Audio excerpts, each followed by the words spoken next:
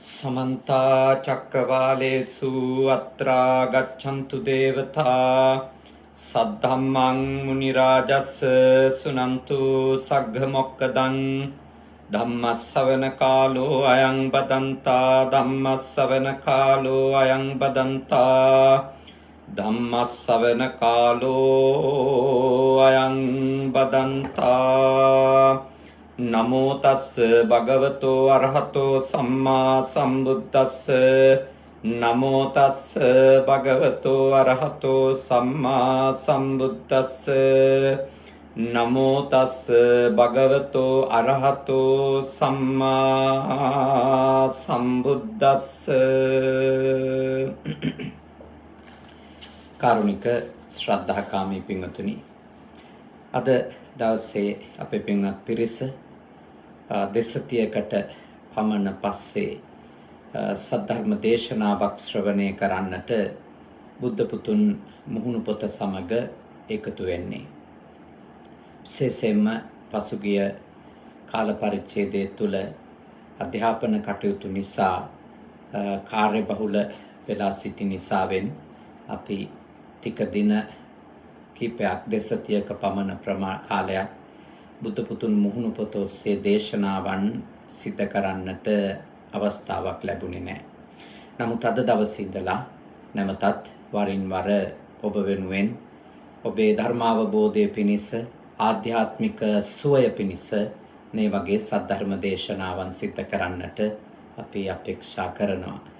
අද දවසේ ධර්මානුශාසනාවේ දායකත්වය අරගෙන කටයුතු කරන්නේ ශ්‍රීලංකාවේ පදිංචි හසංගනා මැතිණිය විජය ආනන්ද් එම මැතිතුමන් විශේෂයෙන්ම ලංකාවේ ජීවත් වෙන එතුමියගේ සොහොයුරිය උදානි කොටුගොඩ සොහොයුරා දර්ශන් කොටුගොඩ ආදරණීය අම්මා නිර්මලා කොටුගොඩ මාතාව ඇතුළු ඒ පින්වත් පිරිස පින්කමේ මූලික අරමුණ වෙන්නේ අපේ සදහවත් දායකතුමෙක් ලෙස මා කුප්‍යාවත්ත ජයසේකරාරාම විහාරස්ථානයේ ඉන්න කාලේ දම්පැන් පූජා කරපු ධර්ම දේශනාවලට අපව වැඩම කරවලා සද්ධර්ම දේශනාවන් තම නිවසේදී පවත්වගත් බොහෝම සදහවත් ගුණවත් පියෙකුගේ ගුණ සමරන්න කරුණාරත්න කොටුගොඩ පියාණන් අවුරුද්දකට කලින්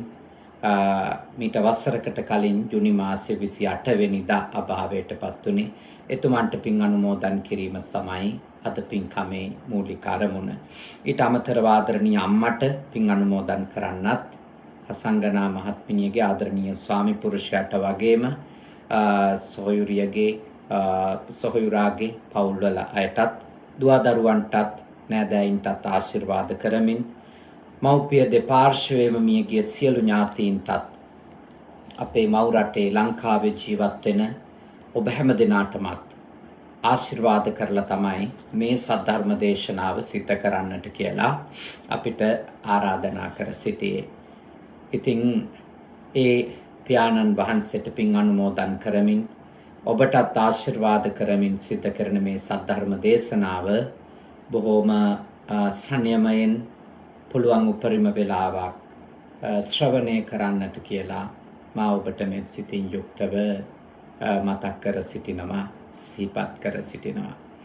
පින්වතුනි අද ඒ පිය ගුණ සමරුව සිද්ධ කරන වෙලාවේ අංගුත්තර නිකායේ එන වටින සූත්‍රයක් ඇසුරු කරගෙන චක්ක සූත්‍රය සවැත් නුවරදී භාග්‍යවතුන් වහන්සේ දේශනා කරපු සූත්‍ර දේශනාවක්. උන්වහන්සේ පෙන්වලා දෙනවා ඒ සූත්‍ර දේශනාවේදී දෙවියන්ටත් මිනිසුන්ටත්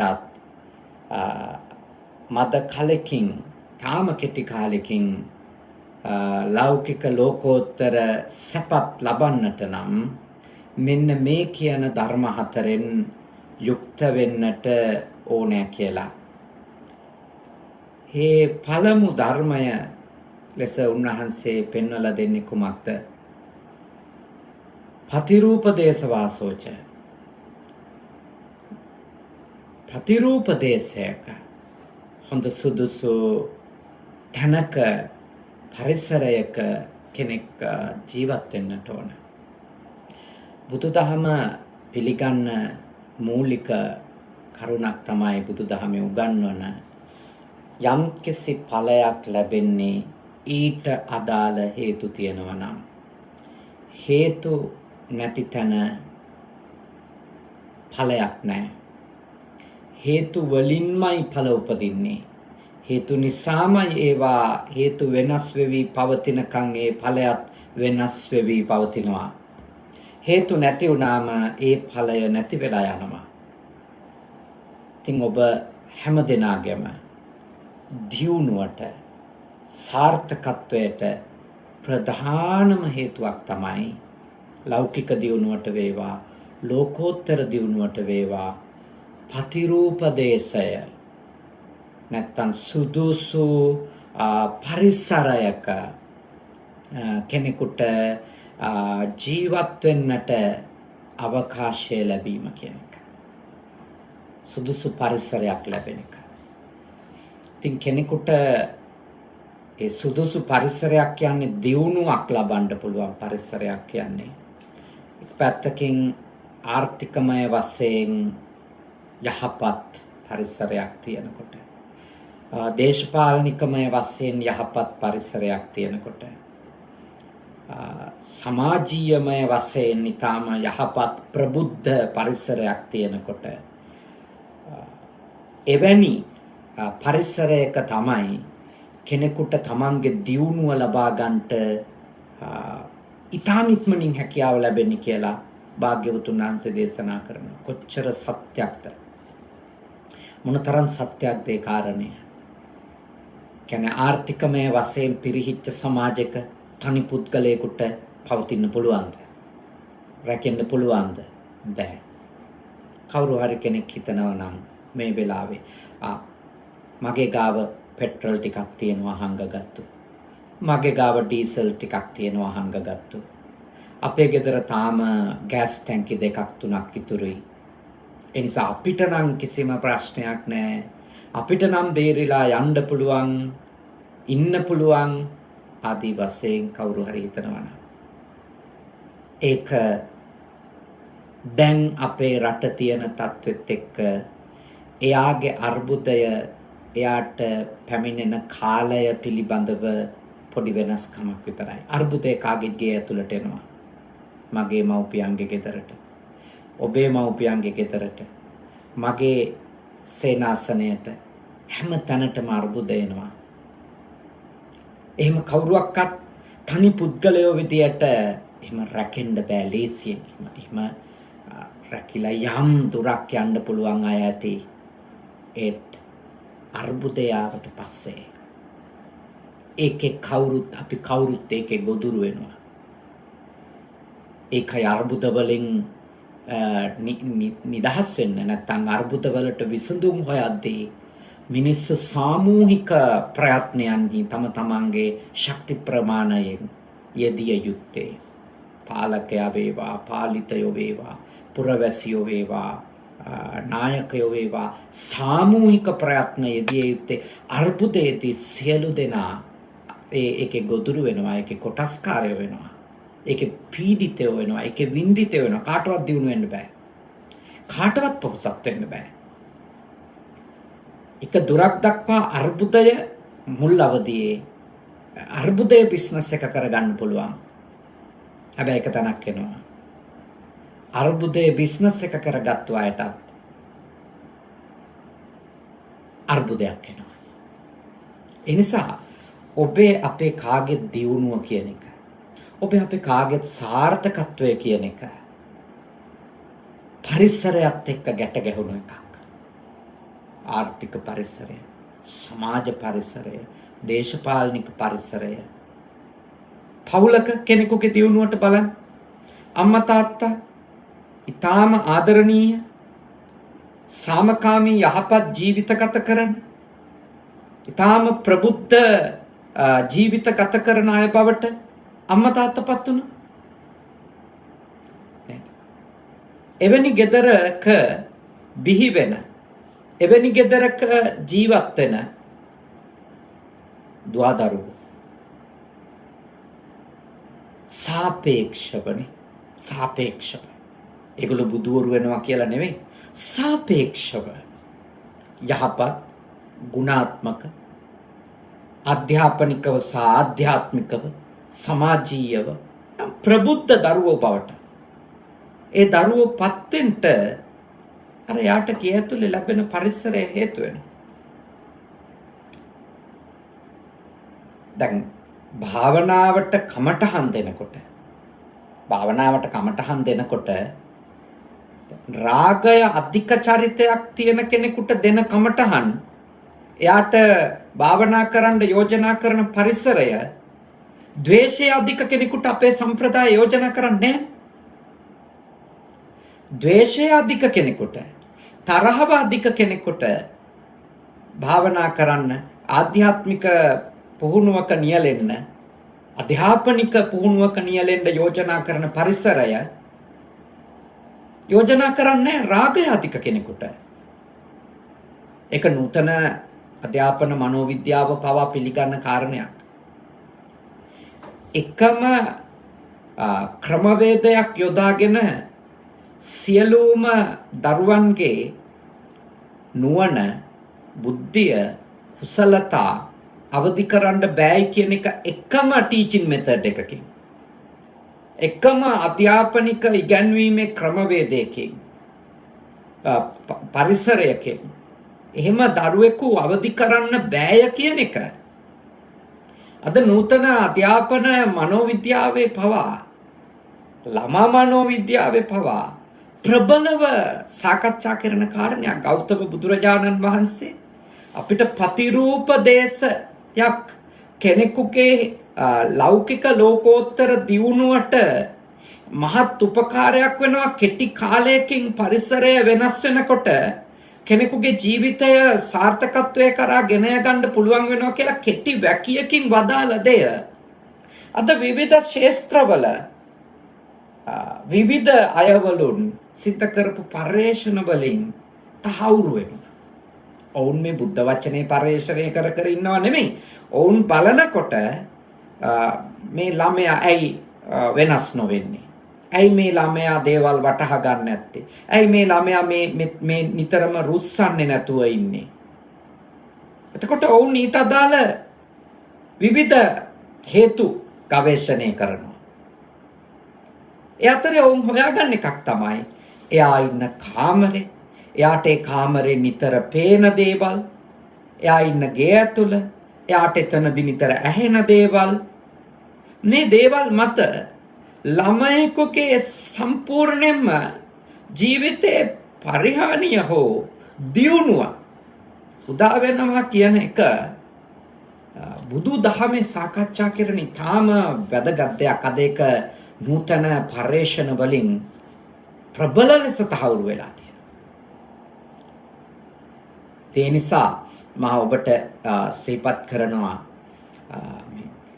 කෙනෙකුගේ ජීවිතයේ එයා හැදෙන වැඩෙන පරිසරය, එයාට ලැබෙන අත්දැකීම්, එයාට හමු වෙන මිනිස්සු, එයාගේ ඇහ කන නාසය දිව ශරීරය කියන ඒ ඉන්ද්‍රියන්ට ගෝචර වෙන අරමුණු මහ විශාල බලපෑමක් සිද්ධ කරනවා එයාගේ ජීවිතේට.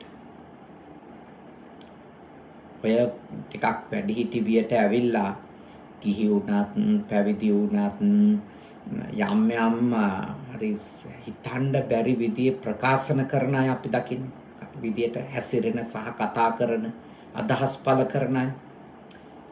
ඒක මතක තියාගන්න. ඒගොල්ලෝ විවිධ විදියට කුඩා කාලේ විවිධ විදියට මනස දූෂණය වෙච්ච අය. ඒගොල්ලොන්ගේ ඉතිහාස කතාව හරියට නිරීක්ෂණය කරොත් ඒගොල්ලොන්ට අනුකම්පා කළ යුතු බොහෝ දේවල් තියෙනවා. බොහෝ දේවල් තියෙනවා. ඒ කියන්නේ මිනිස්සෙකුගේ අත හැසිරීම අතිශයින් විකෘති නම්, අතිශයින් සමාජයට හානි කරන, අතිශයින් ලෝකයට පීඩාකාරී නම්, විසලු සහගත නම් ඒවා හම්බ නෙමෙයි. ඒවා හම්බ නෙමෙයි. මිනිසුන්ට එහෙම හම්බ විදියට ඒවා වෙන්නේ නැහැ. එහෙමනම් කායිකව සිද්ධ වෙච්ච හදිසි අනතුරකට පස්සේදී ඇතිවෙච්ච ඒ මොළේ ඇතිවෙච්ච විකෘතිතා ඒවා ආදී ප්‍රශ්න මත එහෙම මිනිහෙක් වෙනස් වෙලා දේවල් කතා කරන්න එහෙම හැසිරෙන්න පුළුවන්. නමුත් කායිකව එහෙම දෙයක් පේන්නත් නැති මිනිස්සෙකුගේ තාම විකාර රූපී අදහස් තාම මේ අප්‍රබුද්ධ හැසිරීම් පවතිනවා නම් මතක තියාගන්න එයාගේ කුඩා කාලයනේ කුඩා කාලය බොහෝම නරක අත්දැකීම් ලැබපු කෙනෙක්. එයාගේ ජීවිතේ විවිධ දේවල් නිසා එයා හදාගත්තු සංකල්ප ලෝකවල එයා පීඩා විඳිනවා. ඒ පීඩාව වෙන විදියකට එළියට එනවා. ඒක තමයි ලෝක ස්වභාවය. ඒක තමයි මනුෂ්‍ය ස්වභාවය. ඒකයි බුදුරජාණන් වහන්සේ දේශනා කළේ. කෙනෙකුගේ ලෞකික දියුණුවට හැම පැත්තකම අධ්‍යාත්මය වෙන්න පුළුවන්, අධ්‍යාපනය වෙන්න පුළුවන්, රැකිරක්ෂාව වෙන්න පුළුවන්, විවාහ ජීවිතය වෙන්න පුළුවන්, ව්‍යාපාරිකයෙක් විදියට වෙන්න පුළුවන්. ඒක මොකක්ද තන ශාස්ත්‍රය කියන එක නෙමෙයි. එතන එයාගේ යම්කිසි ඵලදායි බවක් පේනවා නම් එයාගේ ජීවිතේ මතක තියාගන්න එයාට ඒකට ලොකු පාරිසරික හේතු තියෙනවා කියන එක. ඒ නිසා ඔබට දැන් මුළු රටේම පරිසරය සමහර වෙලාවට ඔබට බෑ වෙනස් කරන්න. මට බෑ මුළු රටේම පරිසරය යහපත් කරන්න මගේ ශිෂ්‍යයන්ට දේවල් පුහුණු කරද්දී. හැබැයි අපි යම් ආකාරයකට වීරය කරන්න ඕන අපේ ගේ ඇතුලේ, අපේ පන්සල ඇතුලේ, අපේ සේනාසනය ඇතුලේ යහපත් පරිසරයක් දෙන්න දරුවන්ට. එක සියලු සුකෝපභෝගී බඩු මුට්ටු පුරවල දෙන්න පුළුවන් වෙලාවක නම් ඔබ ඒක කරාට ප්‍රශ්නයක් නැහැ. හැබැයි සියලුම ආකාරයේ අති නවීන සහ අති සුකෝපභෝගී දේවල් පිරිනමන්ට බැරි පරිසරයක වුණත් ඊටාම යහපත් දැනුම, නිවැරදි දැනුම ඔබට ඔබේ ගේ ඇතුලේ දෙන්න පුළුවන්. ඊටාම නිවැරදි යහපත් ආකල්ප පවත්වාගෙන යාම පිළිබඳව ඔබට ඔබේ ගේ ඇතුලේ ආදර්ශයක් දෙන්න පුළුවන්. කියන්නේ යාට ඇහැට පේන දේ, එයාට කනට ඇහෙන දේ, එයාට නිතර ගැවසෙන්න වෙන පරිසරය ඊටාම යහපත් දේවල් වලින් යුක්ත තත්වයක් බවට පත් කරන තරමට මතක තියාගන්න ඔබේ දරුවාගේ ජීවිතය වෙනස් වෙනවා. ඔබේ දරුවාගේ විතරක් නෙවෙයි ඔබේ ජීවිතයත් වෙනස් වෙනවා. ඔබේ ජීවිතය.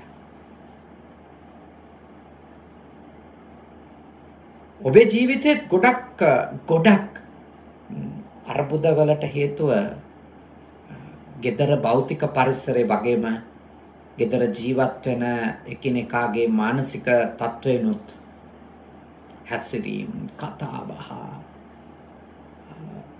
එකිනෙකා එක්ක සාකච්ඡා කරන වෙලාවල් වල තත්ත්වයන්, අහුම්කම් දීම්, ගරු කිරීම, අගරු කිරීම, ඔය ආදී කාරණා මත බොහෝ දේවල් වෙනස් වෙනවා.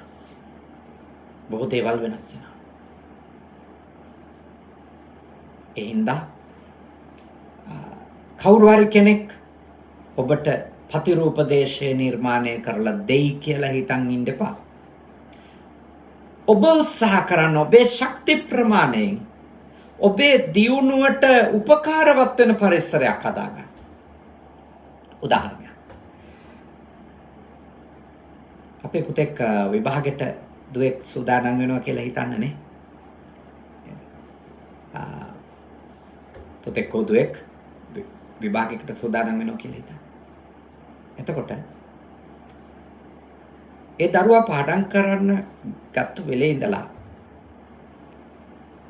එයාගේ ගාව තියෙන මේ ස්මාර්ට් ෆෝන් එක ජංගම දුරකථනය එයා විනාඩි 15න් 15ට ඒකට Facebook එකට ගිහිල්ලා වෙන්න පුළුවන්, YouTube එකට ගිහිල්ලා වෙන්න පුළුවන්. එයා ඒක සර්ච් කර බල ඉන්නවනම් එයාට කොච්චර දුරකට එයාගේ පැය 3-4ක අධ්‍යාපනික වේලාව ඵලදායී කරගන්න ලැබෙයිද? නිතරම ඒ තමන්ගේ අසලම තමන් ඇඩික්ට් වෙච්ච දෙයක්, බොහෝම ඇබ්බැහි වෙච්ච දෙයක් ගැවසෙනකොට මතක තියාගන්න. තාම දුෂ්කරයි කෙනෙකුට තමන්ගේ මූලික අරමුණට අවධානය යොමු කරන්න. ඒකයි දරුවන්ට මම යෝජනා කරන්නේ පරිගණකය ඉගෙන ගන්න, ෆෝන් එක පාවිච්චි කරන්න ඔබගේ අධ්‍යාපනයට අවශ්‍ය වෙලාවල් වලට සහ සංනිවේදනයට. හැබැයි ඔබේ අනිත් කටයුතු වලට ඒක බාධාවක් වෙන තරමට ඒක ඇබ්බැහි වෙන්න එපා. ඒකට අදාළ විනය හොයාගන්න ඔබ. ඒකට අදාළ විනයක් ඔබ පනව ගන්න. නැත්නම් ඔබට දවසක හිතෙයි මගේ විභාගය කඩන් වැටෙන්න ප්‍රධාන හේතුව උනේ මම ජංගම දුරකථනයට ඇබ්බැහි වෙලා හිටියා නේද කියලා. හැබැයි ඒක ඔබට හිතෙන දවස වෙනකොට ගොඩක් කල් ගිහිලා.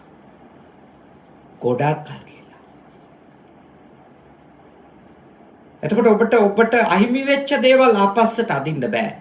ඒ කාලය, ඒ වටින තිබුණු අවස්ථා, ගොඩාක් දේවල් ඔබට අහිමි වෙලා. ඒ හින්දා මම අපේ දූල පුතාලට යෝජනා කරනවා මේ කාලේ අමාරු කාලයක් ඒ වුණත් අපේ දූල පුතාලා පුළුවන් තරම්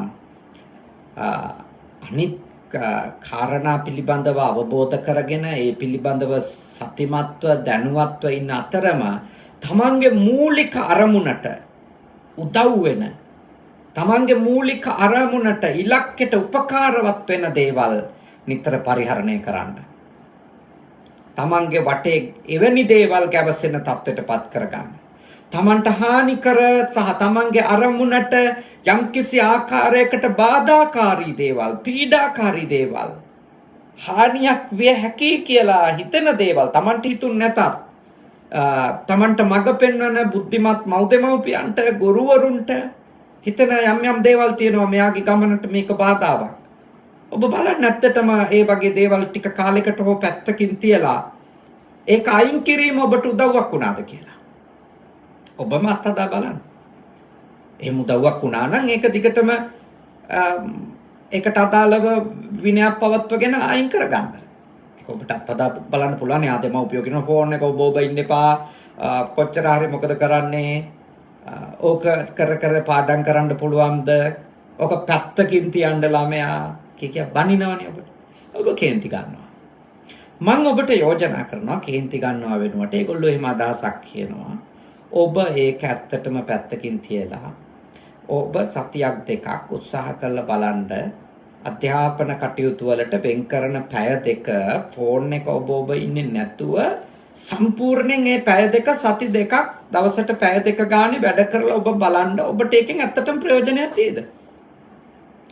ඒකෙන් ඔබට යම්කිසි ඵලදායී බවක් ලැබුණාද? ලැබුණා නම් ඔබ ඒක දිගටම ගෙනිච්චට කමන්නේ. ඔබට හිතනවා නම් නෑ මම මේක කරා කියලා මට වැඩක් නෑ කියලා. ඉතින් එතකොට ඔබට හිතන්න බලන්න.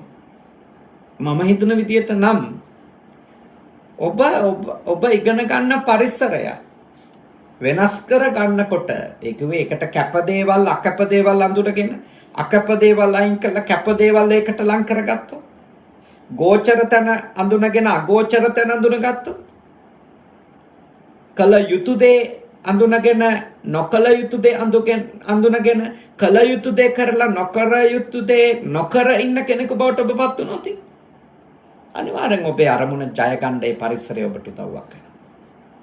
ඒක උදව්වක් වෙන එක ගැන කිසි සැකයක් නැහැ. හැබැයි ඔබ ඔබේ අත්දැකීමෙන් බලන්න. ඔබ මේක පරිශ්‍රණයක් කරා. එතකොට ඔබටම තේරෙයි මේකේ තියෙන ප්‍රතිඵලයක් කියලා. ඒක ඔබට අත්දැක බලන්න පුළුවන් දෙයක්. මොකද අද ඔබ වැනි දරුවන්ට අනාගතේ ගොඩ ගන්න නම් ඉගෙන ගන්නම වෙනවා. උසස් පෙළ සහ O level මේ අවුරුද්දේ අග හෝ ලබන අවුරුද්දේ මුල හෝ තියෙයි. ඒ වසරවල ඉගෙන ගන්න දරුවෝ මේ අමාරු කාලයක්. හැබැයි මේ වෙලාවේ තමයි අභියෝගේ හරියට බාරගෙන අපේ දරුවෝ පරිසරයේ කොහොම හරි එකට ගොනු කරගෙන ඒ ඉලක්කය ජය ගන්න ඕන. දුවල පුතාලට ඉගෙන ගත්තොත් ලෝකෙ ගොඩක් රටවල් වල දොර ඇරෙනවා. ලෝකෙ ගොඩක් රටවල් වල දොර ඇරෙනවා. හැබැයි ඉගෙන ගන්න ඕන. O level හොඳට පාස් කර ගන්න ඕන. A level හොඳට පාස් කර ගන්න ඕන. ඉංග්‍රීසි, ජපාන්, ප්‍රංශ, ජර්මන් වගේ භාෂාවන් ඉගෙන ගන්න ඕන. විශේෂ භාෂා හැකියාවන් ඇති කර ගන්න ඕන. විශේෂ කුසලතා, නූතන තාක්ෂණයට අදාළ, නවීන තාක්ෂණයට අදාළ මෙවලම් හොඳට පරිහරණය කරලා ඒව හසුරවලා දේවල් කිරීමේ හැකියාවන් ඔබ තුල දියුණු කර ගන්න ඕන. ඊට අදාළ පරිසරයක් ඔබ යොදා ගන්න ඕන. ඔබට ජීවිතේ ජය ගන්න පුළුවන්. අද ඔබේ අම්මා තාත්තා විඳින දුක් වලින් ඔවුන්ව නිදහස් කරගන්න. ලෞකික ජීවිතේ දුක් වලින් නේ. සසරේ දුක් වලින් නිදහස් කරගන්න ඔබට උදව් කරන්න ක්‍රම තියෙනවා. නමුත් ලෞකික ජීවිතේ හරි මේ ඔබට උගන්වන්නේ ඒගොල්ලෝ කොච්චර දුක් විඳිනවද? තෙල් පෝලිං වල දුක් විඳිනවා. 50ක් 60ක් යන්න පුළුවන් බස් එකේ 100ක් විතර යනවා. කෝච්චියක වහල උඩත් එක්ක කවදාකවත් ලංකාවේ මිනිස්සු විඳපු නැති දුක් විඳිනවා. එතන ඉන්නේ ඔබේ අම්මා. එතන ඉන්නේ ඔබේ තාත්තා. ඒගොල්ලෝ එච්චර දුක් විඳලා ඔබව ගොඩ දාන්න උත්සාහ කරනවා. ඔබව තැනකට ගේන්න උත්සාහ කරනවා. ඔවුන්ට අහිමි වෙච්ච ජීවිතය ඔබට ලබා දෙන්න ඔවුන් උත්සාහ කරනවා. ඉන්න මම අපේ දරුවන්ට යෝජනා කරනවා මේ අභියෝගාත්මක කාලේ ඔබ ඔබේ අරමුණට ඔබ ඔබේ ඉලක්කයට ගැලපෙන පරිසරයක් ඔබේ ජීවිතේ හදාගන්න. ඒ අධ්‍යාපනික පරිසරය තුළ ඔබ හැසිරෙන්න. ඔබේ ඉලක්කයට යන්න ගොඩක් උදව් වෙනවා.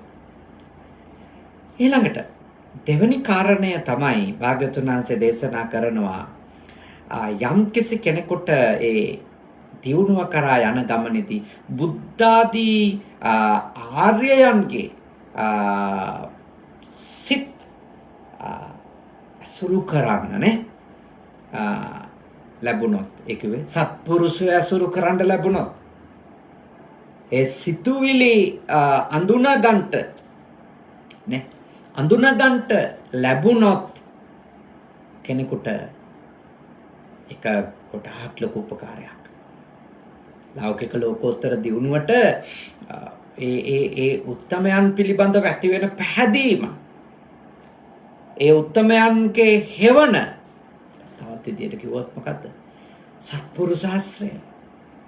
ඒ සත්පුරුෂෝ කෙරෙහි ඔබ තුල ඇතිවන පැහැදීම උසස් උතුම් ප්‍රබුද්ධ අය පිළිබඳව ඔබ තුල ඇතිවෙන පැහැදීම ඔබේ ලෞකික දියුණුවටත් ඔබේ ලෝකෝත්තර දියුණුවටත් ගොඩක් උදව් වෙනවා. එහෙනම් බෞද්ධයෙක් වෙන ඔබට මම යෝජනා කරනවා උතුම් බුද්ධ රත්නය කෙරෙහි ධර්ම රත්නය කෙරෙහි ඒ උතුම් මහරහතන් වහන්සේලා කෙරෙහි ඔබගේ හිතේ තිබෙන පැහැදීම ඒ ශ්‍රද්ධාව ඔබ අඛණ්ඩව පවත්වා ගන්න ඕනේ. ඒ ඔබේ දියුණුවට උදව් වෙනවා. ඔබට භාග්‍යවතුන් වහන්සේ ගැන තියෙන අසීමිත පැහැදීම නිසා ඔබ භාග්‍යවතුන් වහන්සේ එපා කියලා පෙන්වපු දේවල් වලින් වළකින්න පටන් ගන්නවා. ඔබ භාග්‍යවතුන් වහන්සේ කෙරෙහි තියෙන අවබෝධයෙන් යුක්ත ඒ උතුම් ගෞරවයෙන් යුක්ත පැහැදීම නිසා ඔබ භාග්‍යවතුන් වහන්සේ ප්‍රගුණ කරගන්න කියපු දේවල් ප්‍රගුණ කරගන්න පටන් ගන්නවා. එතකොට ඒ තථාගතයන් වහන්සේගේ ශ්‍රාවකයෙක් ලෙස ඔබ ගත කරන ඒ උතුම් ජීවිතේ මතක තියාගන්න. ඒ උසස් ජීවිතය ඔබට ගොඩක් උපකාරවත් වෙන ඔබේ දියුණුවට. ඔබේ පරිහානිය වළක්ව ගන්න. මොකද අපි කාටත් ආධ්‍යාත්මික ප්‍රතිරූපයක් බලාගෙන හැදෙන්න කෙනෙක්. ආදර්ශයක්, පරමාදර්ශයක් එක තමයි උතුම්ම වචනය. ආධ්‍යාත්මික පරමාදර්ශයක් ඕන. ඉතින් අපේ ආධ්‍යාත්මික පරමාදර්ශයේ බවට ලෞතුරා බුදුහාමුදුරුවෝ පත් කරගත්තොත් උන්වහන්සේගේ උතුම් ප්‍රඥාව අපේ පරමාදර්ශය වුණොත් උන්වහන්සේ ගාව තිබිච්ච ඒ උදාර කරුණාව මෛත්‍රිය අපේ පරමාදර්ශ ධර්මයන් බවට පත් වුණොත්, ඒ තථාගතයන් වහන්සේ දිවිහිමියෙන් සරණ ගියපු කෙනෙක් බවට පත් වුණොත් අපිට වරදින්න පුළුවන්ද? ඒක වෙන්නේ නැහැ. අපිට එහෙම වරදින්නේ නැහැ. අපි අවංකව බුදු සරණ ගිහිල්ලා නම්, අවංකව දහම් සරණ ගිහිල්ලා නම්, අවංකව ඒ උතුම් මහරහතන් වහන්සේලා ආර්යයන් වහන්සේලා සරණ ගිහිල්ලා නම්, ඒ හින්දා මා ඔබට යෝජනා කරනවා, අර්බුදය ඔබට හැම එකක් ගැනම සැක ඇති කරනවා. සැක ඇති වෙන තැනම අවබෝධයෙන් යුක්තව ඔබගේ මනස වියවුල් කරන තැනම ඔබ අවබෝධයෙන් යුක්තව ඒ තථාගතයන් වහන්සේ වදාළ ධර්මයෙහි උන්වහන්සේගේ උතුම් සම්මා සම්බුද්ධත්වයේ කෙරෙහි පැහැදීම අඛණ්ඩව පවත්වාගත්තොත් ඒක අනිවාර්යයෙන්ම අපේ දියුණුවට හේතු වෙනවා. අපේ රට ආර්ථිකමය වශයෙන් පිරිහිලා තියෙනවා. දේශපාලනිකව පිරිහිලා තියෙනවා. අපි බෞද්ධ රටක් කීවට ඇත්තටම අපේ රාජ්‍ය දේශපාලනික ආර්ථික සමාජීය ප්‍රතිපත්තිවල ඒ බෞද්ධ දර්ශනේ හරය නැහැ. දැන් මම මේ කාලේ වැඩ ඉන්න මේ ජපානය කියන රට, ඒගොල්ලෝ නිතර කියන්නේ ඇත්තටම අපි බෞද්ධ රටක් කියන්නේ. හැබැයි මේ රටේ 100ට මං හිතන්නේ 99ක් විතර මහායාන බෞද්ධයෝ ඉන්නේ. ක්‍රිස්තියානි කතෝලික සුළු ප්‍රමාණයක්, මැද පෙරදිගින් සහ ලංකාවෙන් ආපු ඉස්ලාමීය බැතිමතුන්, හින්දු බැතිමතුන් යම් ප්‍රමාණයක් සුළු ප්‍රතිශතයක්. නමුත් මේ රටේ ඇත්තටම එහෙම කියන්නේ මේ රටේ ඒගොල්ලෝ බෞද්ධ රටක් ලෙස කොහෙත්ම සමාජයට එලි දක්වන්නේ නැහැනේ කොතනකවත්. උන් ජපානයේ කියන තැන තමයි ඉන්නේ. හැබැයි අපිට පේනවා මේ රටේ දේශපාලනික වේවා, සංස්කෘතික වේවා, ආර්ථිකමය වේවා, ඒ දකින්ට ලැබෙන මූලික ප්‍රතිපත්තිවල, නීති රීතිවල අභ්‍යන්තරයේ මහායාන දර්ශනය තියෙනවා. මහායාන දර්ශනයට අපි එකඟද නැද්ද වෙනම කතන්දරයක්. ඒක වෙනම කතන්දරයක් නේ.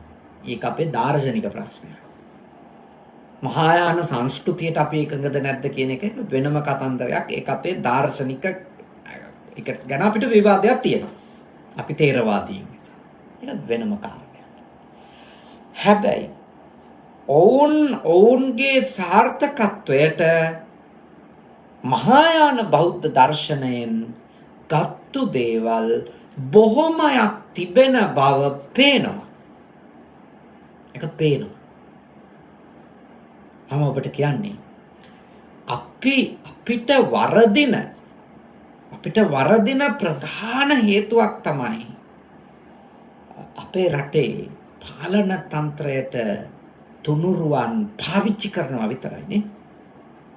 පාලන තන්ත්‍රයට ඒම සඳහා සහ උන්ගේ බලය පවත්වාගෙන යාම සඳහා තුනුරුවන් පාවිච්චි කරනවා. හැබැයි ඒ උතුම් දර්ශනය, ඒ උතුම් ධර්ම ප්‍රායෝගිකව යහපත් මනුස්ස ජීවිත ගොඩනංවන්න, යහපත් සමාජයක් ගොඩනංවන්න, සාමකාමී ගෞරවනීය ප්‍රබුද්ධ විවෘත මනසක් තියෙන බුද්ධිමත් මිනිස්සු නිර්මාණය කරන්නට අවසනාවකට අපේ රට ඇතුලේ දර්ශනය අරගෙන තියෙන ප්‍රමාණය මදි. නෑම නෙමෙයි, මදි. තව ගොඩක් අපේ දියුණුවට මේ තථාගත දර්ශනයේ තිබෙන උතුම් ගොඩක් දේවල්, මේ ලෞකික ජීවිතේට ගොඩක් දේවල් මේ දහමේ තියෙනවානේ. නිවන් දකින්නම අදාළ දේවල් තියෙනවා, ඒක ඇත්ත. හැබැයි මේ ලෞකික ජීවිතය, සමාජය, රට, ලෝකය ඉන්න තැනින් වඩා ප්‍රබුද්ධ තත්වයකට ගෙන යා හැකි බොහෝ දේ මේ තථාගත දහමේ තියෙනවා. මේ දහම අපි හරියට අවංකව වැළඳගත්තා නම් සරණ ගියා නම් ඇත්තටම අපි ශීඝ්‍ර දියුණුවකට යනවා. ශීඝ්‍ර දියුණුවකට යනවා. විශේෂ දියුණුවක් අපිට අපේ රට ඇතුලේ අපේ සමාජය ඇතුලේ ලබන්න තිබුණා. අවසනාවකට අපිට බුදුදහමේ තාම මතු පිට දේවල් පමණක් නේ මතු පිට දේවල් පමණක් ඇත්තටම කොහොත් ඒවා බෞද්ධ සංස්කෘතියේ තියෙන මතු පිට දේවල් පමණක් තමයි බොහෝ වෙලාවට අපේ ජීවිතයට බද්ධ වෙලා තියෙන්නේ. ඒක අපරාධේ. ඒකේ ප්‍රශ්නේ තියෙනවා. ඉතින් ඒකට කවුද වග කිව යුතු? අපි කවුරුත් නේ. කවුරුත්. ඒ වුණාට මම යෝජනා කරන පුද්ගලික ජීවිතවල ඔබේ දියුණුවට, ඔබේ සාර්ථකත්වයට, ඔබේ සැනසීමට නේ. ඔබේ සැනසීමට, ඔබේ ආලෝකයට තුන්සරණ ගියපු හොඳ බෞද්ධයෙක් වීම හරිම ප්‍රයෝජනවත් වෙයි. මහා උපකාරයක් වෙයි. හැබැයි ඒක අවංක එකක් වෙන්න ඕන. ඒක අව්‍යාජ එකක් වෙන්න ඕන. ඒක නිර්වුල් සහ නිවැරදිව ඇති කරගත් පැහැදීමක් විය යුතුම වෙනවා. ඒක නිර්වුල්ව සහ නිවැරදිව ඇති කරගත්තු පැහැදීමක් වෙන්න ඕන. එතකොට ඒක ඔබට උදව්වක් වෙනවා. ඒක ඔබට උපකාරයක් වෙනවා. මම සරලව මෙච්චර ගොඩාක් ගැඹුරට යන්නේ නැතුව වුණත් මම ඔබට කියන්නේ බුදුහාමුදුරුවෝ කරන්න එපයි කියපු නරක දේවල් ටික අපි කොහොම හරි නොකර ඉඳ හිත හදාගත්තොත් අපි දියුණු වෙන එක දියුණු වෙනවනේ. දියුණු වෙන එක දියුණු වෙනවා. ඔක්කොම දේවල් පැත්තකින් දිනු. අපිට බුදුහාමුදුරුවෝ දේශනා කරපු දෙයක් නේ. හොරකම් කරන්න එපා. ඇත්තටම අපේ රටේ පුරවැසියෝ සහ පාලකයෝනේ හොරකම් නොකර හිටියන හොරුණු වුණා. අපි කොච්චර දියුණු වෙලාද? පුරවැසියොත් පාලකයොත් නෑ. පුරවැසියෝ හරි හොඳයි, අහිංසකයි. පාලකයෝ තමයි අන්තිම දෙක්කොල්ලමනේ. අපි කවුරුත් පිළිගන්න වෙනවනේ. අපිට පේනවනේ නේ ෂෙඩ් වල තෙල් නෑ, පුරවැසියන්ගේ ගෙවල් වල තෙල් තිබේනේ. එහෙම පුරවැසියෝ ඉන්න රටක පාලකයන්ගේ ගිනුම් වල ගනින්න බැරි තරම් සල්ලි හංගලා තියෙන එක ගැන පුදුම වෙන්න ඕනද? ඒක ගැන අපි පුදුම වෙන්න ඕනදනේ? ඒක තමයි යථාර්ථනේ. මිනිස්සුගේ යථාර්ථය ඕක. ඔක තමයි ඇත්ත. මිනිස්සු අර්බුදය ඇතුලේ ගොඩාක් නාස්ති වෙනවනේ. බොහොම හානිකර දේවල් කරගනිමින් ඉන්නවා. හානිකර දේවල්. හොඳ මිනිස්සු අතර ඉන්නවා, වටින උතුම් යහපත් මිනිස්සු. ගොඩාක් හොරකම් අපේ සමාජයේ සාමාන්‍ය දෙයක්. බොරුව අපේ සමාජයේ සාමාන්‍ය දෙයක්. ඉතින් මේ වගේ සරලම මඟ පෙන්වීම් ටිකක් හරි බුදුහාමුදුරුවෝ සිද්ධ කරපු පිළිපදිනවා නම් ඒවා කෙරෙහි පැහැදීමක් ඇති කරගෙන ඒවා තමන්ගේ ප්‍රතිපත්ති බවට පත් කරගෙන අපි ජීවත් වෙනවා නම් මතක තියාගන්න අපිට ලොකු දියුණුවක් ලබා ගන්න පුළුවන්. බුදුහාමුදුරුවෝ චක්ක සූත්‍රයේදී අංගුත්තර චතුක්ක නිපාතේ අපට පෙන්වලා දෙන්නේ එකයි. තා ඉක්මන් දියුණුවක් ඕන නම් ඔබ මේ ගුණ ඔබේ ජීවිතය තුළ ප්‍රගුණ කරගත යුතුම වෙනවා. ඊළඟට සම්‍යක් චිත්ත ප්‍රනිධියෙන් සමන්වාගත වීම. ඒකේ හොඳට හිත හදපු කෙනෙක් බවට පත් වෙන්න කෙනෙක්.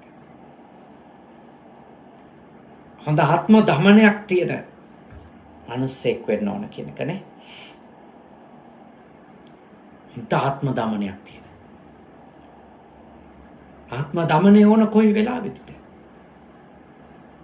අපගේ මනස අපගේ ආධ්‍යාත්මය අපගේ සිතුවිලි අසංවර කලබලකාරී අවිනයෙන් යුක්ත පරිසරයකට ගමන් කරන වෙලාවේ තමයි ඒ ආත්ම සංයමය, ඒ ආත්ම දමනය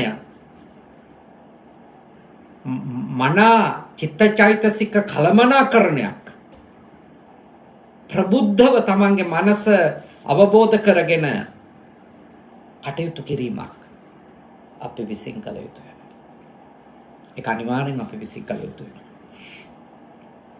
ඒක අපේ දියුණුවට උදව්වක්. අපිට මේ අපේ ආවේග පාලනය කරගන්න බැරි කම නිසා කොච්චර අපේ පිරීම ඇති කරගන්න. කොච්චර පිරීම. මේ රටට ඉගෙන ගන්න එන දූල පුතාලා. ඒ ඉගෙන ගන්න එන දූල පුතාලා ගොඩක් අය මේ රටට එන්නේ ඇත්තටම මේ අධ්‍යාපනය ලබනවා කියන අරමුණකට වඩා මේ රටට ඉස්කෝල හරහා ඇවිල්ලා මේ රැකිරක්ෂාවලට ඇතුල් වෙලා හොඳ ජීවිතයක් ලබා ගැනීම තමයි මේ රටට එන කෙනෙකුගේ ප්‍රධානම අභිලාෂය. ඒක තමයි ඇත්ත. නැතුව මේ ජපන් වගේ අමාරු භාෂාවක් ඉගෙන ගැනීම කියන එකට එන අය ස්වල්ප ප්‍රමාණයක් ඇති. දැන් මේ දූල පුතාලට මම හමු වුණා. මේගොල්ලෝ හම්බ වෙන අලුත් ඉස්කෝලවලට ආපු අය අපේ පුජි සුගත සේනාසනේට එහෙම ආවම මේ දරුවෝ මට මුණ ගැහෙනවා. මොකද අලුත් ඉස්කෝලවලට ගේන ළමයි ආපු ළමයි එනවා පන්සලට. එයාවම මුණ ගැහුණම මම ඔවුන් එක්ක කතා කරන ප්‍රධානම දෙයක් තමයි සිත පාලනය කරගෙන ආවේග පාලනය කරගෙන මේ අවුරුදු දෙක එක දිගට ඉගෙන ගන්න කියන එක.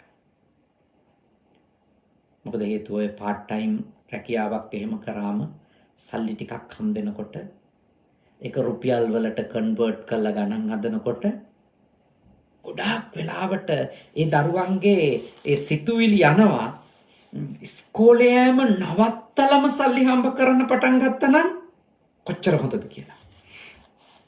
අන්තිමට ඒ දරුවෝ ඉස්කෝලේ යන එක නවත්තන මේ රටේ ඉස්කෝලවලට ආවම ඉස්කෝලේ පන්තියට පැමිණීම 180 පනින්නම ඕන ඊළඟ වීසා කාලය දික් කර ගන්න. වීසා එකට තදින් බලපානවා ඒක. එහෙම නැති වුණොත් ඕවර්ස්ටේ කියලා මේ කියන්නේ මේ ඉස්කෝලේ යන්නේ නැතුව වීසා එකක් නැතුව ඉන්න කෙනෙකු බවට පත් වුණොත් එයා හැමතිස්සෙම ඉන්නේ නීති විරෝධීව. එහින්දා අර අපි නිතර අපේ දරුවන්ට ඊළඟ පරම්පරාවට කියලා දෙන දෙයක් තමයි ආවේග පාලනය කරගන්න. විවිධ ආවේග අපිට ඇති කරනවා අපිට මුණ ගැහෙන පරිසරයේ අරමුණු දකින්න දේවල් ලැබෙන අත්දැකීම් මේවා අපිට විවිධ ආවේග ඇති කරනවා. ආශාවන් වෙන්න පුළුවන්, තරහ වෙන්න පුළුවන්, ඊර්ෂ්‍යාව වෙන්න පුළුවන්. හැබැයි අපිට එන ආවේග අපි එහෙම එළියට දාන්න ගියොත් ඒ ආවේගවල වහල්ලු වෙලා කටයුතු කරන්න ගියොත් මොකක්ද වෙන්නේ? අපි මේ ලෝක වශයෙන් අපවාද උපවාද නිന്ദා අපහාස විඳින තත්ත්වයට පත්වීම ඉඳලා බැනුම් දෙඩුම් ගෙරවිලි රැවිලි වලට ගොදුරු වීම ඉඳලා නෛතිකව විශාල ප්‍රශ්නවලට අපි මුහුණ දීම දක්වා මේ ලෝකෙදි ගමන් කරනවානේ. ඒ හැම එකකම නිකන් නිරීක්ෂණය කරලා සිහිනුවණින් බැලුවොත් මොකද්ද හේතුව කියලා ඒ වෙලාවේ ආපු ආවේගය හිත තුල ආපු ඒ සිතුවිල්ල අපි පාලනය කරගෙන නැහැ. ඒ වෙලාවේ ආපු ආවේගය අපි පාලනය කරගෙන හිටියානම් ඒ ආවේගෙ මත පදනම් වෙලා අපි දේවල් කරන්න කියන්නේ නැහැ. එහෙම නොකරනම් සමහර විට අද එයා භුක්ති විඳින නරක ප්‍රතිඵලය භුක්ති විඳින්නේ නැහැ. ඒ නිසා අත්ත සම්මාපනිදිච නැත්තම් මේ චිත්තය සිත මනාව දමනය කරගන්න එක. ඒ ආවේග හොඳට අඳුනගෙන අවබෝධ කරගෙන ඒවා කළමනාකරණය කරගන්න එක. ඒක අපේ ජීවිතයේ සාර්ථකත්වයට ගොඩාක් ලොකු උදව්වක්. දැන් බලන්නනේ. මතක් කර මුදාවේ නිලධාරියෙක්. එයාට ආපු ආවේගය එයා පාලනය කරගන්න බැරුව අතිශයින් අමානුෂීය ලෙස පාරදීමක් සිත කළා සිවිල් නිරායුධ පුරවැසිට.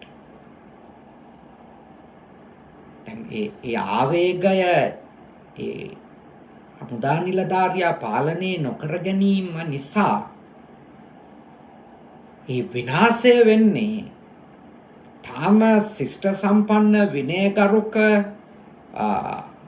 පිරිසක් ලෙස ලෝකයේ යම් කීර්තියක් ගෞරවයක් දිනාගෙන ඉඳපු ශ්‍රී ලංකා හමුදාවට එයා ආවේගයේ වෙලාවේ පාලනය නොකර ගැනීම එයාගේ ඇඟේ පතේ හයිය පෙන්වන්නට යෑම නිසා එයාගේ ආවේගය පාලනය කරගන්නේ නැතුව එකෙන් අපකීර්ති ඊළඟට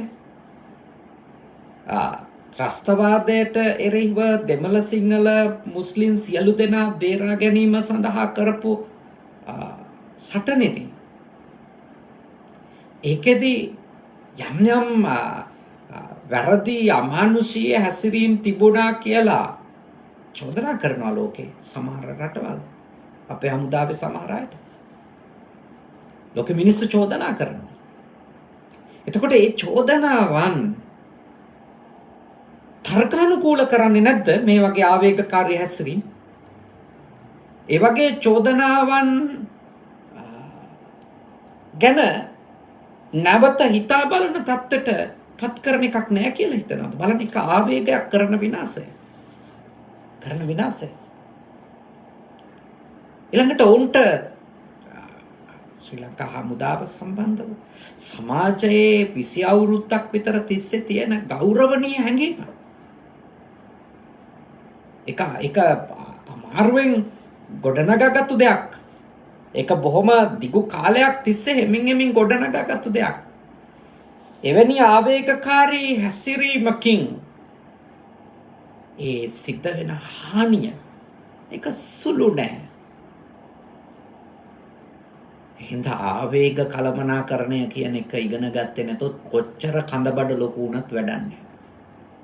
හොඳට මතක තියාගන්න.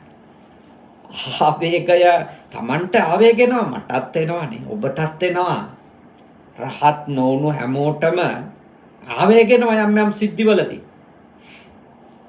අත්දැකීම් ලැබෙනකොට සමහර සිද්ධිවලට මූණ දෙනකොට කාටත් එනවා. හැබැයි ඉතින් අපේ පූර්ණ පෙරහීමක් නේ. පූර්ණ විනාශයක් අපි සිද්ධ කරගන්නවා. අපිට දියුණුවක් නෙවෙයි පූර්ණ විනාශයක් අපි සිද්ධ කරගන්නවා. අපි ආවේගවල වහලුම් බවට පත් වෙනවා. ඒ නිසා ඔබගේ දියුණුව ඉක්මන් දියුණුවක් ඔබට ඕන නම් ඉක්මන් දියුණුවක් කෙටි කලකින් දියුණුවක් ඕන නම් ඔබට එන ආවේග පාලනය කරගන්නට සමත් කෙනෙක් වෙන්න. ආවේග පාලනයට සමත් කෙනෙක් වෙන්න. චිත්තාවේග කළමනාකරණය කරන්න. මනසට එන මනෝභාවයන් ගැන තාම සිහිනුවණින් දැනුවත්කමින් ඉඳලා ඒවත් එක්ක ඔබ වීර්යයෙන් යුක්තව බුද්ධිමත්ව වැඩ කරන්න. අන්තිම කාරණය ඒක නම් ඉතින් සංසාරික කාරණයක්. මොකද්ද? පොබ්බේජගත පුඤ්ඤතා. අපේ ශීඝ්‍ර දියුණුවට අපි පෙර පින් කරලා තියෙන එකත් උදව්වක්. අර මුල් කාරණා තුනම මේ ලෝක කාරණානේ. හැබැයි සිව්වන කාරණය භාග්‍යවතුන් වහන්සේ පෙන්වලා දෙනවා. පෙර පින් කරලා තියපිච්ච කෙනෙක් වීමත් පෙර පින් සහිත කෙනෙක් වීමත් ඔබට ශීඝ්‍ර දියුණුවකට වේගවත් දියුණුවකට ගොඩක් උදව්වක් කරනවා. ඉතින් කෙනෙක් කියන්න පුළුවන් ඉතින් මම පෙර පින් කරලා මදි නම් මම මොකද කරන්න කියලා. මම යෝජනා කරනවා ඔබට පුළුවන් ආකාරයට ඔබ මේ භවයේ හෝ දාන ශීල භාවනා කියන ත්‍රිවිධ පුණ්‍ය ක්‍රියාවන්හි ඔබට පුළුවන් විදියට ඔබ නියැලෙන්න. සතෙකුට හරි බත් පිටක් හරි දෙන කෙනෙක් වෙන්න. දවසට සිල්පද කීපයක් හරි රකින්න. පන්සිල් පද 5ම රකින්නවා නම් විශිෂ්ටයි. මෛත්‍රිය කරුණාව මුදිතාව වැනි උතුම් වූ කුශල ධර්මයන් භාවනාවන් ලෙස දියුණු කරගන්න. තව ඉහළට භාවනාවන් තිබෙනවා. නමුත් සාමාන්‍ය ජීවිතයේදී මේ පුණ්‍ය ක්‍රියාවන් ඔබ සිද්ධ කරන්න අකණ්ඩව. එතකොට අලුතින් මේවා දියුණු කරනකොට පෙර සසරේ කරපු දේවල් තියෙනවා නම් පුණ්‍ය ක්‍රියාවන් ඒ පින් කුසල් ඒවත් මතුවේ. අලුත් පුංචි පුංචි හෝ පින්කම් වල නියැලෙන කෙනාගේ පෙර පිනක් මතුවෙන. පෙර පිනක් මතුවෙනවා. ඒ හින්දා පෙර පින අවශ්‍යයි. පෙර පින ලොකු උපකාරයක්. ඒ නිසා පෙර පින නැති නිසා මම මුකුත් කරලා වැඩක් නැහැ, මට දියුණුවක් නැහැ කියලා හිතන්නේ නැතුව අර මුල් කාරණා තුනෙන් වීරිය කරන්න. වීරිය කරන ගමන් අලුතින් පුංචි පුංචි පින් කුසල් කරන්න. යහපත් දේවල් කරන්න. ඔබ මොන ආගමේ වුණත් කමක් නැහැ. බණ අහන අය කතෝලික අය ඉන්නවා, මුස්ලිම් අය බණ අහනවා, දෙමළ අය බණ අහනවා, ක්‍රිස්තියානි අය බණ අහනවා, හින්දු අය බණ අහනවා. ආගම මොකක් වුණත් කමක් නැහැ. හොඳ දේවල් නේ. චූටි හෝ පොඩි හෝ යහපත් දේවල් කරා.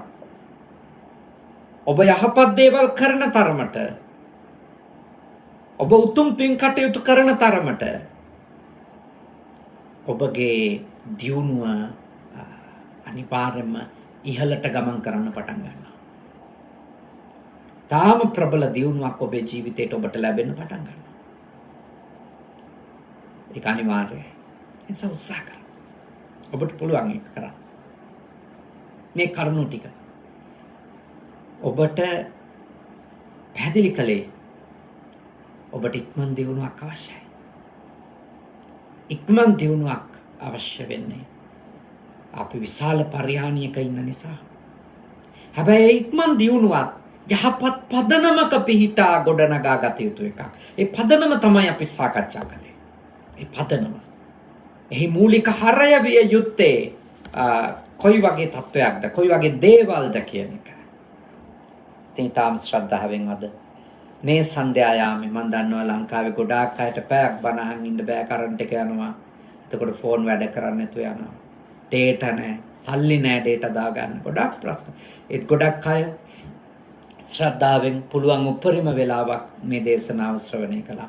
ඔබට පුළුවන් ඉඩ ලැබෙන වෙලාවක මේ දේශනාව බුද්ධ පුතුන් YouTube නාලිකාවට, මුහුණු පොතට වගේම YouTube නාලිකාවට එකතු වීමෙන් නැවත නැවතත් ශ්‍රවණය කරන්න ඔබට අවස්ථාව ලැබෙනවා. ඉතින් අද දවසේ මේ සද්ධර්ම දේශනාව සිද්ධ කරන්නට යෙදුනේ අපටත් දම්පැන් දීපු අප වඩම කරවාගෙන තමන්ගේ ගෙදර පළාතේ ධර්ම දේශනාවන් සිද්ධ කරපු ඊටම යහපත් ගුණගරුක පියෙකුගේ අභාවයෙන් අවුරුද්දක් සම්පූර්ණ වීම නිමිති කරගෙන කරුණාරත්න කොටුගොඩ පියාණන් වහන්සේට පින් දෙන්නයි එතුමන්ගේ ආදරණීය දියණිය අසංගනා විජයානන්ද දියණිය, ඒ වගේම මෙම බෑනනුවන් උදානී කොටුගොඩ දියණිය, දර්ශන් කොටුගොඩ, නිර්මලා කොටුගොඩ කියන මේ පවුලේ මව් දෙමව්පියන් සහ දුවා දරුවන්, ඒ ඥාති හිත මිත්‍රාදීන්, මුණුබුරු මිනිබිරියන් එකතු වෙලා තමයි අද මේ සද්ධර්ම දේශනාව සිද්ධ කළේ. ඉතින් රැස්වුණු සියලුම පින් කුසලයේ ආදරණීය පියාණන් වහන්සේටත්, ඒ මව්පිය පරම්පරාවල මියගිය සියලු දෙනාටත්, බණහප ඔබ නමින් මියගිය සියලු දෙනාටත් මේ පින්වත් වේවා, සුවපත් වේවා, සපවත් වේවා, දුකින් මිදේවා, උතුම් නිවනින් අපේ ඥාතිවරු ඒ පියාණන් ඇතුළු කොට සැනසීමෙන් සැනසීමටපත් වේවා. සාදු සාදු සාදු. දෙවියෝ පින් අත් කර ගනිත්වා. දෙවියන්ගේ ආශිර්වාදය සුජීවත්ව සිටින ආදරණීය මෞතුමියට වගේම හසංගනා විජයානන්ත මැතිණියට, එම දුවා දරුවන්ට, එම මහත්මාණන්ට, උදානි කොටුගොඩ මැතිණිය ඇතුළු ඒ දුවා දරුවන්ට, දර්ශන් කොටුගොඩ මහත්මයා ඇතුළු ඒ පවුලේ ඇත්තන්ට වගේම නිර්මලා කොටුගොඩ මාතාව ඇතුළු පවුලේ සියලු දෙනාටම සියලු යහපත උදා වේවා, කරදර බාධක දුරු වේවා, අපල උපද්‍රව දුරු වේවා.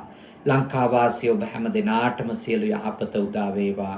මේ තියෙන අවාසනාවන්ත తত্ত্বය දුරු කරගන්නට, නැති කරගන්නට සියලු දෙවියෝ උපකාර කරත්වා, ආශිර්වාද කරත්වා. උතුම් දෙවිවරු මේ පින් අනුමෝදන් වෙලා නිවන් දකිත්වා. සාදු සාදු සාදු. අවසාන වශයෙන් ඔබ අප හැම දෙනාටත් දෙවියන්ටත් මියගිය ඥාතීන්ටත් මේ පින් කුසල් පාරමී වේවා. මේ භවයේ පුරාම සත්පුරුෂ කල්යාණ මිත්‍ර ඇසුර ලැබේවා. ඉක්මන් භවයකදී උතුම් නිවනින් සැනසෙන්නට මේ පින කුසලය උපනිශ්‍රය ධර්මයක් වේවා. සාදු සාදු සාදු. ආකාසට්ටා ච බුම්මට්ටා දේවා නාග මහිත්‍තිකා පුඤ්ඤන්තං අනුමෝදිත්වා චිරං රක්ඛන්තු ශාසනං. ආකාසට්ටා ච බුම්මට්ටා දේවා නාග මහිත්‍තිකා පුඤ්ඤන්තං අනුමෝදිත්වා චිරං රක්ඛන්තු දේශනං. ආකාසට්ටා ච බුම්මට්ටා දේවා නාග මහිත්‍තිකා පුඤ්ඤන්තං අනුමෝදිත්වා චිරං රක්ඛන්තු මම් පරන්ති තී. පූජනීය සේනාසනාධිපති කුරුළුනික වැවේ සුදම්ම සාමින්ද්‍රයාණන් වහන්සේ, එවැගේම සේනාසනාධිකාරී අපේ සහෝදර අම්පිටියේ සද්ධාවාස ස්වාමින් වහන්සේ, එවැගේම කොළඹ ඩී.සේනානායක විද්‍යාලයේ ආචාර්ය කනගවා සුගත භාවනා මධ්‍යස්ථානයේ වැඩ වාසය කරන අපේ සහෝදර තිපල්ලාවල නන්දසාර සායන වහන්සේ ඇතුළු පූජනීය මහා සංඝරත්නයටත් ඔබ අප හැම දෙනාටම නිදුක් බව, නිරෝගී බව, සුවපත් බව, චිරජීවනය උදා වේවා. සාදු සාදු සාදු.